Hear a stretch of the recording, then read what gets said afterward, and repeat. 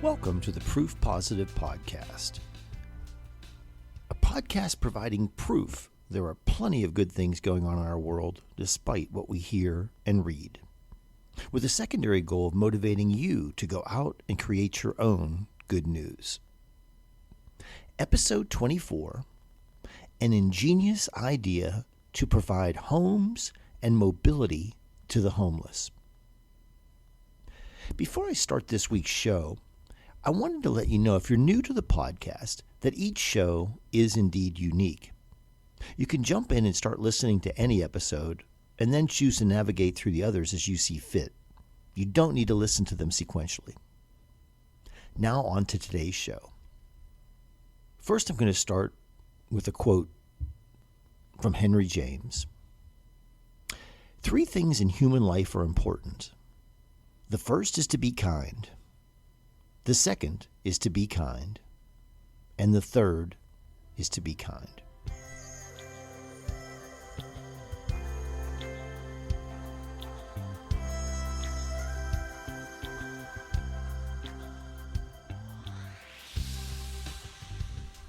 I'm delighted to have found Julie Akins, another example of synchronicity.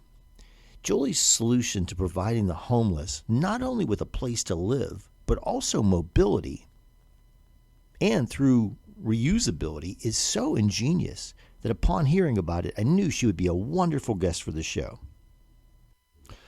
But what I found after speaking to her was that beyond her ingenuity, Julie brings a compassion and passion to her work that we can all admire and hope to emulate. Let's listen then to my interview with Julie Akins, founder of the Vehicles for Changes program. A note to my listeners, since we recorded this interview, the name of Julie's organization has changed and is now called the Journey Home Foundation. There will be a link to it in the show notes. Now, Julie, you have started an amazing program called Vehicles for Changes. Can you tell my listeners a little bit about it?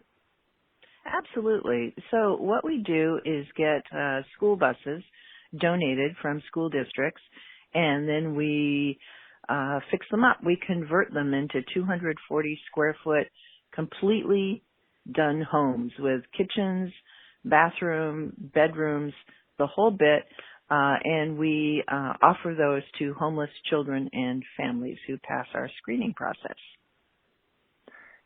And I was going to ask you what motivated you to do this project, but I'm just curious, how did you come up with the idea for this project? Well, I came up with the idea in the same way that I got motivated by it, actually. Okay. I'm a journalist, and I was researching for a book I'm writing called One Paycheck Away, and I was embedding in homeless camps.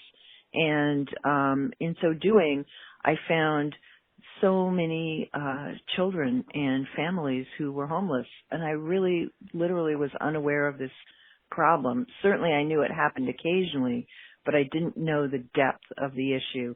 And as I talked to these folks, I was asking them what would work. And, of course, everybody says the same thing. Housing is what would work. Housing that we could afford with the jobs that we have that pay minimum wage. And many of those families were dreaming of what they called schoolies, which are these converted school buses. And they talked about why it would work for them, because they're small, because they're drivable. So if, for instance, they're in a community and they can't get work that's adequate to take care of their family, they could move and not be one down, not have to start over and get first, last deposit, but they could take their home with them.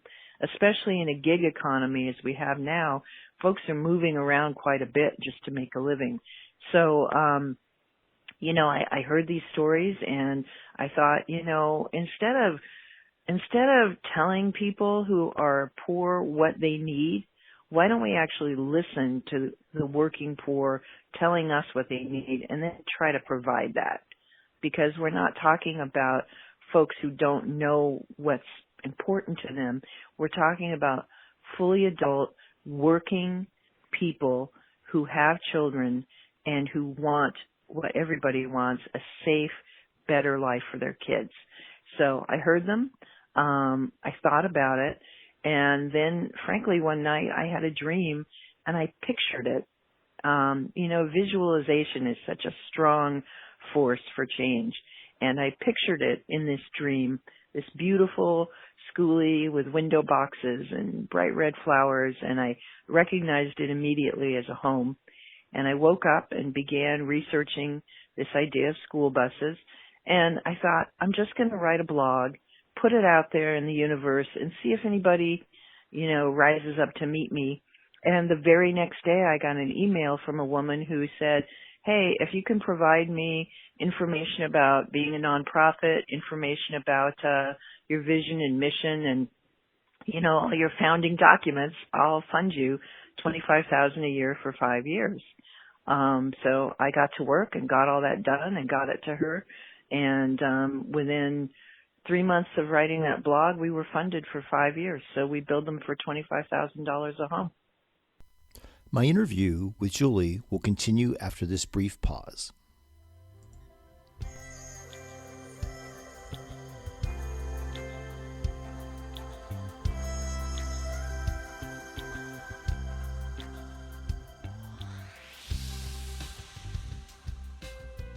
My podcast is about sharing stories of good news, good deeds, acts of human kindness.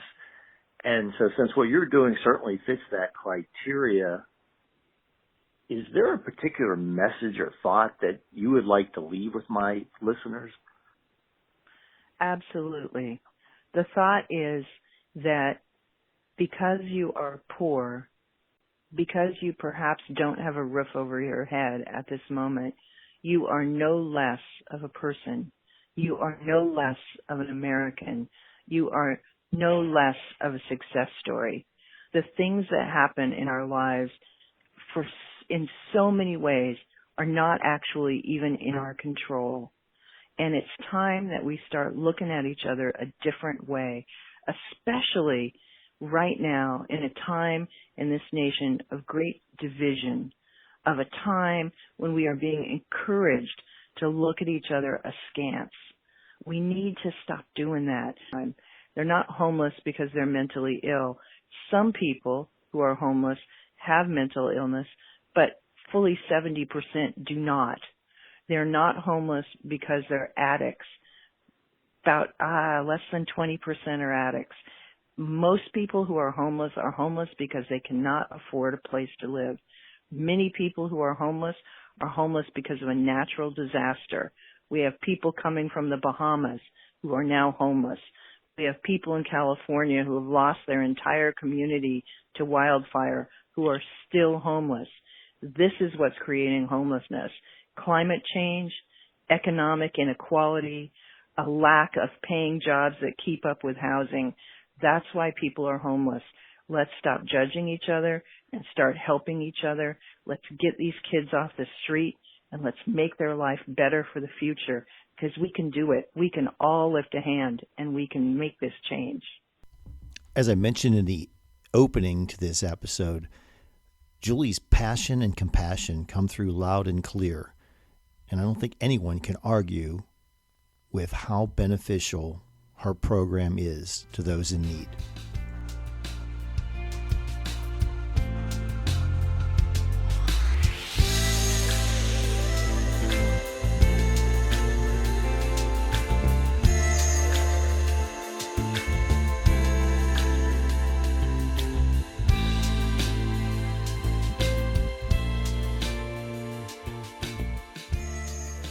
Julie, I couldn't agree more, and I love the message, and I'm glad that we're going to get to share that out there with more people, because I've been espousing that since I started this initiative, that we've got to stop with the divisiveness, and I had read enough to know that, as you said, a lot of people are homeless.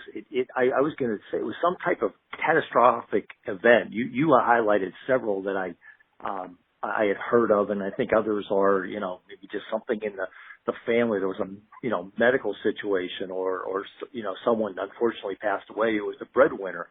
So you're absolutely right. I mean, another mantra of this podcast is we're all in this together, and I try to remind people of the saying of our forefathers, united we stand, but divided we certainly all are going to fall.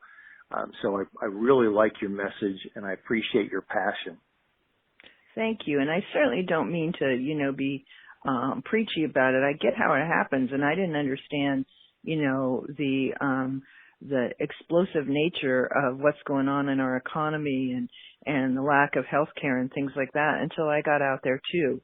So I'm hoping that people can benefit from that experience. And just when you see somebody who's homeless, be kind. Be kind. They're carrying a heavy burden. Smile, wave. If you got $1, so what? Give it to them. If they buy a beer, they do. But just realize that kindness can sometimes keep people going. Every time that you're caring for another person, you're helping yourself and you're helping them. So, and then additionally, please help us house children, because we just cannot leave little babies out there on the street in that situation where they're afraid all the time, where they don't get a home-cooked meal, where they don't ever get to lay down in a bed, where they don't get to have a story read to them. How sad is that? I remember growing up and my mom reading me stories before I went to sleep, and I raised my children that way. And when my grandchildren spend the night, that's the best time of day, cuddled up in a nice fluffy bed with a book, and these kids never have that experience. Just imagine how sad that is, and lend a hand. I'll share in the show notes how you can lend a hand with Julie's project or learn more about this type of project if you wanted to start something in your area. And Julie will discuss that in a minute when we continue the interview.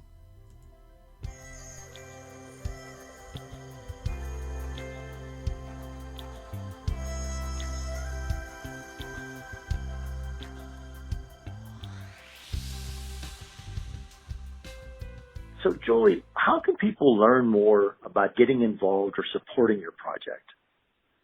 They can go to our website. It's the name of the organization. It's pretty simple to find, www.vehiclesforchanges, remember the S, or you get a guy who wants to buy your car for $1, vehiclesforchanges.com. And our story is on there. It sort of explains how we got there. And answers some questions. If you have more, I answer my phone and my email. Just give me a jingle or write me a line, and I'll answer any questions that I can. And then, and then please help us. You can either donate to us, and we'll keep it going on this end, or you can start a program in your community where you do this kind of work. And we hear from people all the time. That's really important, to seed this idea in other places. It doesn't have to be about us at all. But just start really putting this in your head, like, I gotta house kids, and then take that into your community. And if you need a little bit of advice on how to do that, we're here to help. Well, Julie, thank you for taking the time to speak with us today and educate my listeners a little bit more about what you're doing. It's a wonderful program. I like your offer of helping people in other communities maybe to get started. If they need to bounce some ideas off you, that's how we can kind of grow something like this and keep it moving. Thank you so much for the opportunity to talk to your listeners and to speak with you. And again, I think, when the average people, when the good folks of this country come together and decide they're going to lift each other up, it happens. We have a history of doing that. We don't need to give up on each other. We can do this. We can be kinder, gentler folks. We can have an American middle class again, and we can care for each other.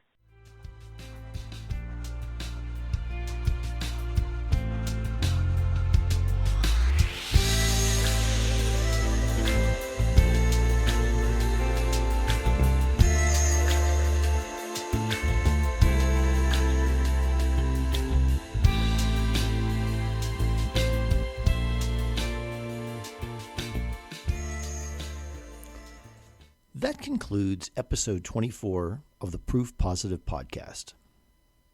Today we heard about Julie Akins' remarkable efforts to not only provide homes for the homeless, but also to make them mobile, all while practicing reusability.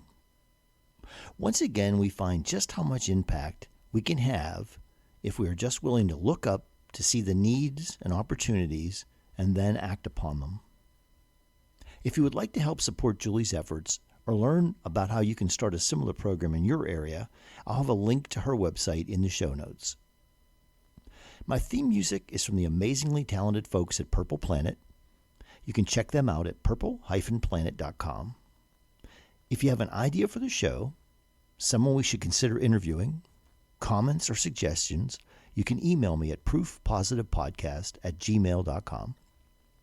And if you like what we're doing, please tell your friends about the show, share us on your social media networks, or leave us a review wherever you get your podcast. These are by far the best ways for you to help me grow my audience.